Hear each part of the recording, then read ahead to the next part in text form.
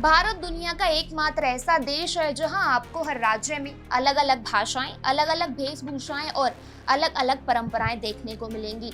एक ऐसी ही परंपरा है शादी, जहां लड़के लड़की की शादी होती है और फिर उसके बाद लड़की लड़के के साथ चली जाती है।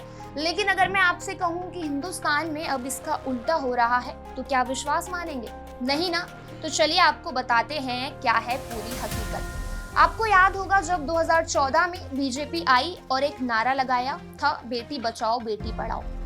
अब आप सोचेंगे इस बात से क्या मतलब, तो रुकिए आपको बताते हैं शुरू से। जब 2014 में बीजेपी आई और 22 जनवरी 2015 में बेटियों के लिए एक अभियान चलाया, बेटी बचाओ बेटी पढ़ाओ।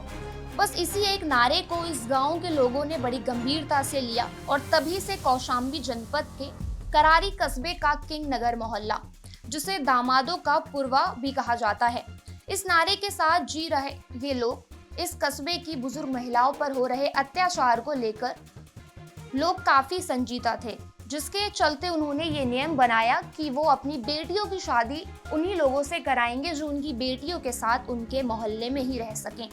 इस मुहिम के चलते आज भी ये मोहल्ला दामादों से भरा पड़ा है।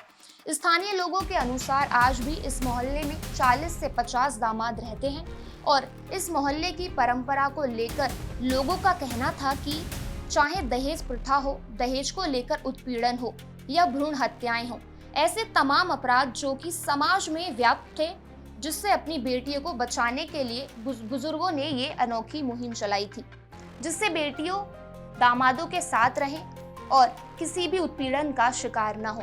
यहाँ तक कि शादी करने 50 ऐसे गांव हैं,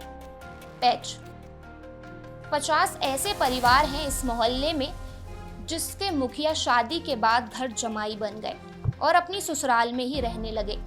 आपका क्या ख्याल है इस खबर पर? हमें जरूर कमेंट्स करके बताएं और साथ ही ऐसी खबरों के लिए देखते रहिए न्यूज़ पर।